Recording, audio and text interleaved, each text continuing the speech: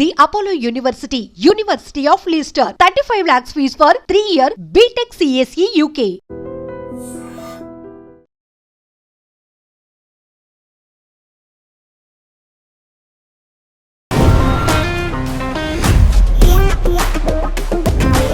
Welcome to relationship lab. నా పేరు Lumbini.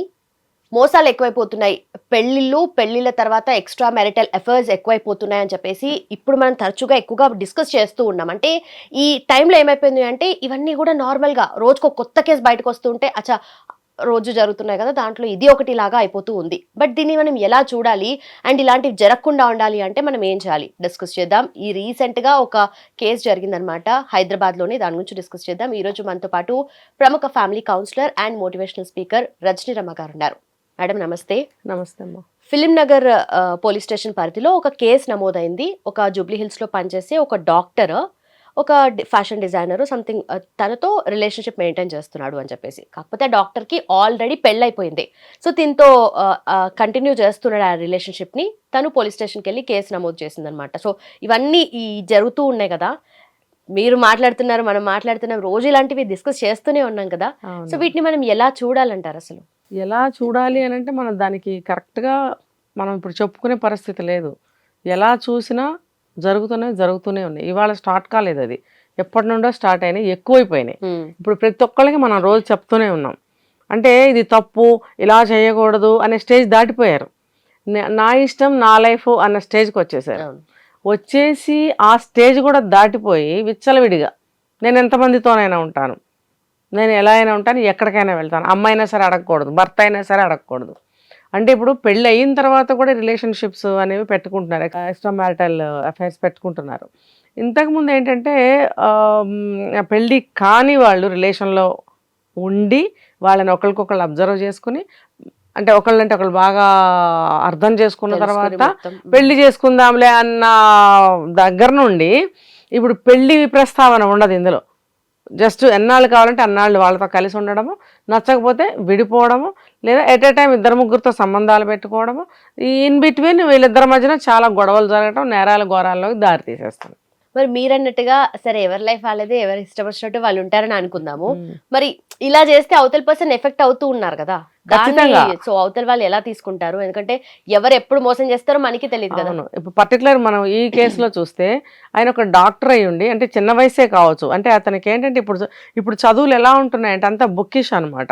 Even doctor అయినా సరే ఒక హ్యూమన్ బీయింగ్ అంటే ఏంటి, అసలు లైఫ్ ఏంటి అనే ఒక వాల్యూస్ తెలుస్తున్నాయా అనేది నాకు డౌటే. వాళ్ళకి కేవలం ఏంటంటే సీట్ వచ్చింది, వాళ్ళు మంచి తెలివిగల వాళ్ళు, చదువులో మెమరీ ఉంది, బాగా గ్రాస్ప్ చేయగలరు, గుర్తుపెట్టుకోగలరు అన్న ఇది మీద వాళ్ళు చదివేస్తున్నారు, ర్యాంకులు కొట్టేస్తున్నారు, సర్టిఫికేట్లు వచ్చేస్తున్నాయి, ఆనక వచ్చేసి ప్రాక్టీస్ పెట్టుకుంటున్నారు, బుకిష్ నాలెడ్జ్ తోటి ట్రీట్మెంట్స్ చేస్తున్నారు.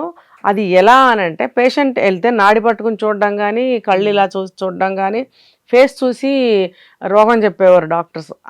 ఆ సిచ్యువేషన్ నుంచి ఇప్పుడు ఎలా తయారయ్యారంటే తల వంచుకుని ప్రిస్క్రిప్షన్స్ రాసేసి ఇచ్చేయడం. ఆ ప్రిస్క్రిప్షన్ కూడా ఏంటి అని అంటే ఫస్ట్ మీరు వెళ్ళి టెస్టులు చేయించుకురండి. ఇప్పుడు సఫరింగ్తో వెళ్ళిన పేషెంట్ కి ఆ టెస్టులు చేయించుకుని రిజల్ట్స్ వచ్చి డాక్టర్ దగ్గరికి వెళ్ళే వరకు మెడికేషన్ ఉండదు, మందులు ఉండవు. మహా అయితే టెంపరీగా నొప్పితో వెళ్తే పెయిన్ కిల్లర్స్ అని, ఇంకో దానికి వెళ్తే విటమిన్స్ ఇవ్వటం అని టెంపరీగా ఏదో ఇస్తున్నారు ఆ 2 days కోసం. అంటే ఆ క్యూర్ కోసం మెడిసిన్ అనేది వెంటనే దొరకదు. ఒక్కొక్క డాక్టర్స్ అయితే ఫస్ట్ మీరు చేయించుకురండి అమ్మా అని అంటారు. ఏంటంటే వాళ్ళకు కూడా తెలీదు, రోగాన్ని ఐడెంటిఫై చేయటం అనేది తెలీదు. కాబట్టి వాళ్ళు ఫస్ట్ టెస్టులు రాసేస్తారు. టెస్టులు వచ్చిన తర్వాత చూసి ఆహా ఈ రోగం అని నిర్ధారించుకుని అప్పుడు దానికి ఏం మందులు ఇవ్వాలి, చదువుకుని ఉన్నారు కదా ఆ మందులు, లేదా గంటకు ఒక మెడికల్ రిప్రజెంటేటివ్స్ వచ్చి కొత్త మందులన్నీ ఇంట్రడ్యూస్ చేసి శాంపిల్స్ ఇచ్చి వెళ్తారు కదా, ఈ మందు దీనికి, ఈ మందు దీనికి, ఈ మందు దీనికి అని చెప్పి వెళ్తారు కదా. సో ఆ మందులు కూడా శాంపిల్స్ కూడా పేషెంట్స్కి ఇస్తూ ఉంటారు. అంటే ఇవ్వడం అంటే ఇన్ ద సెన్స్ ప్రిస్క్రైబ్ చేస్తారు. వెనకటి రోజుల్లో ఏం చేసేవారంటే ఆ శాంపిల్స్ని పేషెంట్స్కి ఇచ్చి వాడి చెప్పండి అమ్మా అనేవారు. మరి రిప్రజెంటేటివ్స్ మళ్ళీ వస్తారు, దీని రిజల్ట్ ఏంటనేది వాళ్ళకి చెప్తేనే కదా వాళ్ళ కంపెనీకి మళ్ళీ వాళ్ళు రిఫర్ చేస్తారు, ఈ మందులు బాగా పనిచేసినాయి పేషెంట్స్ మీద. తర్వాత మళ్ళీ ఆ మందుల్ని ఫర్దర్గా ఎంత ప్రొడక్ట్ చేయాలనేది వాళ్ళు నిర్ణయించుకుంటారు కంపెనీ వాళ్ళు. ఈ సిస్టమ్స్ అన్నీ మనకి ఇప్పుడు మరుగైపోయినాయి. ఈ మానవ జీవితం అంటే ఏంటో తెలిసిన వాళ్ళు అయి ఉండేవారు డాక్టర్స్. అసలు బాడీ ఏంటి, ఈ పార్ట్లు ఏంటి, ఇవన్నీ వాళ్ళకి ఒక దైవత్వము, ఒక ఒక ఇవన్నీ చూసినటువంటి ఒక విరక్తితనము, తర్వాత చాలా అంటే చాలా వాళ్ళొక పెక్యులియర్ పర్సనాలిటీస్గా ఉండేవారు డాక్టర్స్ అనేవాళ్ళు, అన్నిటికీ అతీతంగా. ఇప్పుడు డాక్టర్స్ ఏంటి, వాళ్ళకి అక్రమ సంబంధాలు కావాల్సి వస్తున్నాయి, ఒక నలుగురు కావాల్సి వస్తుంది, భార్యతో గొడవలు అవుతున్నాయి, భార్యల్ని కొట్టే డాక్టర్లు ఉన్నారు, తాగే డాక్టర్లు ఉన్నారు, సిగరెట్లు కాల్చే డాక్టర్లు ఉన్నారు, డ్రగ్స్ తీసుకున్న డాక్టర్లు ఉన్నారు, తల్లిదండ్రులను ఎదిరించే డాక్టర్లు ఉన్నారు. అంటే ఈ రోజులో డాక్టర్ కాదు, యాక్టర్ కాదు, ఒక నార్మల్ సిటిజన్, అందరూ ఒకే రకమైనటువంటి స్టైల్తో, లైఫ్ స్టైల్ తోటి, వాళ్ళ యొక్క లక్షణాలతోటి, అలా కామన్ లక్షణాలతోటి ఉంటున్నారు వాళ్ళు. డాక్టర్ అంటే ఎలా ఉండాలి అనేది పోయింది అసలు. అలా ఉండటం వల్ల వాళ్ళకు కూడా అన్ని కోరికలు సమానంగా అందరితో పాటే కలుగుతున్నాయి. కలిగినప్పుడు ఇప్పుడు ఈ కేసులో తీసుకుంటే అతను కూడా 35 years ఏజ్లో అక్రమ సంబంధం పెట్టుకున్నాడు, పెళ్ళి అయినా కూడా. పాతకాలంలో డాక్టర్స్ చాలా పద్ధతిగా మనకేంటి, మనం ఈ ప్రొఫెషన్లో ఉన్నాము, మనం ఒక ఆదర్శవంతంగా ఉండాలి, మనం ఈ పనులు చేయకూడదు, మనం ప్రాణం పోసే డాక్టర్లము, వైద్యం చేసే డాక్టర్లము, ఒక పవిత్రమైనటువంటి వృత్తిలో ఉండి మనం వెధవ పనులు చేయకూడదు, వెధవ చూపులు చూడకూడదు అనే ఒక పర్టికులర్ గిరికేసుకుని వాళ్ళు అట్లా వాళ్ళ పవిత్రతని, వాళ్ళ వాళ్ళ గ్రేట్నెస్ని వాళ్ళు యువతల వాళ్ళకి చూపించేవారు. యువతల వాళ్ళు ప్రజలు కూడా డాక్టర్ని ఒక దేవుళ్ళలాగా చూసేవారు. ఆ గౌరవాన్ని పోగొట్టుకుంటున్నారు ఇలాంటి వెధవ పనులన్నీ చేసి. ఇంకపోతే ఆ అమ్మాయి రైట్, ఆ అమ్మాయి యూజ్ చేసుకుంది. ఇప్పుడు నన్ను పెళ్ళయిందని చెప్పి నాకు చెప్పలేదు, నన్ను మోసం చేశాడు అంటే, ఒకవేళ ఈ అమ్మాయి తర్వాత అన్నీ బాగుంటే పెళ్లి చేసుకుందామనే యాంగిల్లో అమ్మాయి ఆలోచిస్తుందేమో. మరి ఈ అమ్మాయికి ఇది ద్రోహం, మోసమే అవుతుంది కదా. అంటే అదేంటని అడిగితే అటాక్ చేశాడని చెప్తున్నారు కదా. మరి అటాక్ చేసినప్పుడు అమ్మాయి ఆబ్వియస్లీ వెళ్ళి కేసు పెడుతుంది. అంటే మరి ఇలా ఎందుకు చేస్తున్నారు? ఇప్పుడు ఎవరు ఏమి చెడ్డ పని చేసినా తర్వాత బయట పడవలసిందే, అది ఏదో ఒక విధంగా గొడవ జరుగుతుంది, కేసులు పెడితే మళ్ళీ రిమాండ్స్, అరెస్టులు ఇవన్నీ ఉంటాయి. ఇవన్నీ వాళ్ళకి తెలియదా? యాజ్ అన్ ఎడ్యుకేటెడ్స్ అన్నీ తెలుసు కదా. ఈ దిక్కుమాలిన అక్రమ సంబంధాలు ఎందుకు? నీకు 35 years ఏజ్, పెళ్లి చేసుకున్నావు, నిన్న మొన్న చేసుకుని ఉంటావు, ఇంత ఎర్లీ స్టేజ్లో నువ్వు అక్రమ సంబంధానికి అలవాటు పడాల్సిన అవసరం ఏంటి అని అంటే, నువ్వు ఆకర్షణలకి లోనయ్యావు. ఫ్యాషన్ డిజైనర్ అంటే ఆమె కూడా ఫ్యాషన్గానే ఉంటుంది కదా. కాబట్టి దానికి నువ్వు అట్రాక్ట్ అయిపోయావు, ఆకర్షితుడు అయిపోయావా నువ్వు? డాక్టర్స్ అన్నిటికీ అతీతంగా ఉంటారు. ఎందుకంటే మానవ జీవితం అంటే ఏంటి, హ్యూమన్ బాడీ అంటే ఏంటి, అది అన్నీ వాళ్ళు కట్ చేసి డిసెక్షన్స్లో అన్నీ చూస్తారు కాబట్టి వాళ్ళకి అన్నీ తెలుసు. ఈ పార్ట్ వల్ల ఏంటి, ఈ పార్ట్ వల్ల ఏంటి, ఓ జీవితం అంటే ఇంతే కదా అనేలాంటి ఒక విరక్తి భావన కూడా డాక్టర్స్లో ఉంటుంది. ఇప్పుడు కుటుంబం కోసం పెళ్లి చేసుకుంటారు వాళ్ళు, కానీ అంతా కూడా ఒక ప్రత్యేకమైన భావాలతో ఉంటారు డాక్టర్స్. పెళ్లి చేసుకున్నా సరే వాళ్ళు పవిత్రంగా జీవితాన్ని గడుపుతూ ఉండేవారు. ఇలా అక్రమ సంబంధాలు, ఇలాంటి దరిద్రపు ఆలోచనలతోటి ఉండేవారంటే నాకైతే నమ్మకం లేదు. పాత రోజుల్లో నాకు ఎక్కడ చూడలేదు, వినలేదు కూడా. ఇప్పుడు ఈ కాలంలో అందరికీ అన్నీ అనమాట. ఎందుకు అనంటే, ఇది నేను ఇందాక చెప్పినట్టు మళ్ళీ చెప్పాలి, అటువంటి అభిప్రాయాలు వాళ్ళకి ఎటువంటివి అయితే ఉన్నాయో దాని ప్రకారం వాళ్ళ జీవితాన్ని లీడ్ చేస్తున్నారు. ఏ కోరిక అయితే ఉందో ఆ కోరిక ప్రకారమే నేను జీవితాన్ని నడిపించుకోవాలి. ఇవాళ ఇది తినాలుంది, ఇది తినాలి, రేపు అది తినాలుంది, అది తినాలి అంటే భార్యల్ని కూడా మారుస్తారనమాట. ఇంట్లో భార్య ఉంది, యంగ్, కొత్తగా పెళ్ళయిందో మరి మనకు తెలియదు, మొత్తానికి 5 ఏళ్ల లోపు అయితే కొత్తగా పెళ్ళయిందని అంటారు. మరి అలాంటప్పుడు కొత్త భార్యని ఇంట్లో పెట్టుకుని కిడ్స్ కూడా ఉన్నారేమో తెలియదు. మరి ఈ అమ్మాయితో అక్రమ సంబంధం, నాకు పెళ్ళయిందని సంగతి చెప్పకుండా మోసం చేయటం ఒక తప్పు అయితే, ఈ అమ్మాయిని అటాక్ చేయటం అనేది ఇంకొక తప్పు. మరి ఇవన్నీ వీళ్ళు ఆలోచించాలి, ఎందుకు ఇలా చేస్తున్నాం. అటువంటి డాక్టర్ దగ్గరికి ఎవరైనా వెళ్తారా? అప్పుడెప్పుడు ఒక కేసు విన్నాం, డాక్టర్ పేషెంట్ వస్తే రేప్ చేశాడని.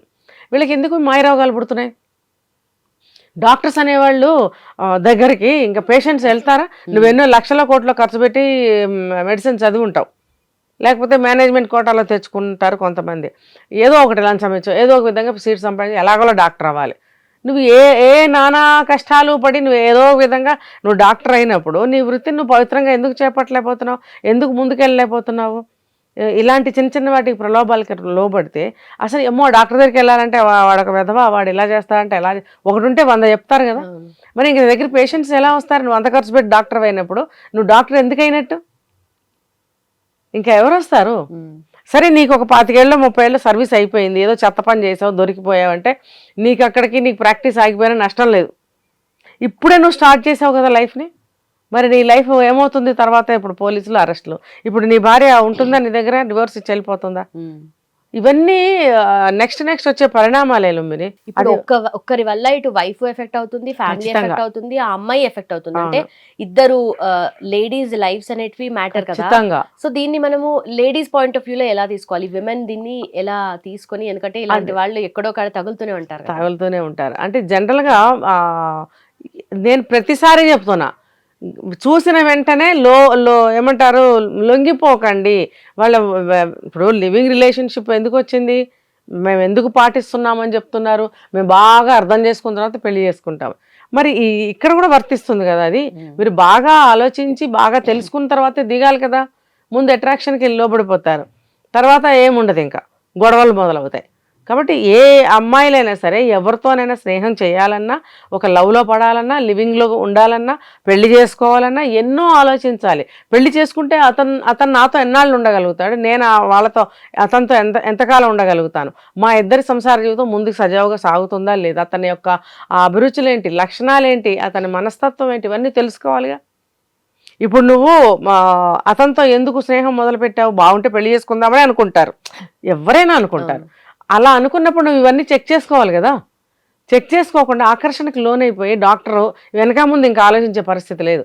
అబ్బో డాక్టర్ ఇంకెందుకు, నాకు డాక్టర్ దొరికేశాడు అని ఆనందపడిపోయి స్పృహ తెలియకుండా ప్రవర్తించడం అంటే ఇదే.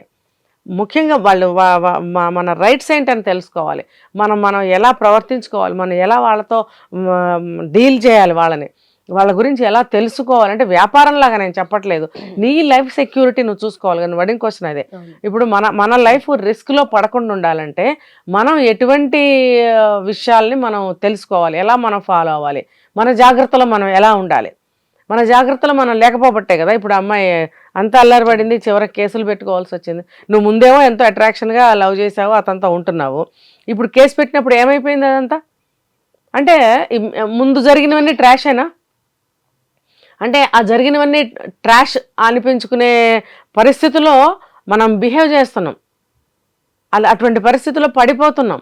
పడకుండా ఉండాలంటే మనం అది ట్రాషా లేకపోతే వర్తా అని చెప్పి ముందుగానే కనుక్కోవాలి కదా. ఏ ఆడపిల్లైనా సరే ఇవన్నీ కనుక్కోవాలి, పెళ్ళయిందా లేదా. ఒక్కొక్కరు పెళ్ళి కాలేదని చెప్తారు అయినా కూడా, కానీ నువ్వు బాగా కనుక్కోవాల్సిన అవసరం ఉంది అక్కడ. నువ్వు తెలుసుకో, ఎవరి ద్వారానైనా తెలుసుకోలేకపోతే గుడ్డిగా మాత్రం వెళ్ళకూడదు. ప్రతి అమ్మాయి కేసు పెట్టింది, తన రైట్ అది. ఇప్పుడు ఏం జరుగుతుందో చూద్దాం. Thank you so much. Thanks for your time. And for more videos, Please subscribe to iDream. Please subscribe to iDream. Please subscribe iDream. And please subscribe to iDream. For more videos, subscribe to iDream. please like, share and subscribe to the channel. Congratulations, iDream. Subscribe to iDream. Subscribe to iDream. So subscribe to iDream Media. iDream ki iDream team andarki huge congratulations. Please subscribe iDream Media. Please subscribe to iDream. Subscribe iDream. Please subscribe to iDream. iDream అంటే నా కళల ఛానల్ను subscribe చేసుకున్న నోరు తిరుగుతలేదు, మీరైతే గంట గుర్తు కొట్టండి. For more such videos, please subscribe to iDream. Subscribe to iDream. Please subscribe to iDream. Please subscribe iDream Media. Please do subscribe to iDream. Please subscribe to iDream Media. For best entertainment and information, please subscribe iDream. And don't forget to subscribe to iDream.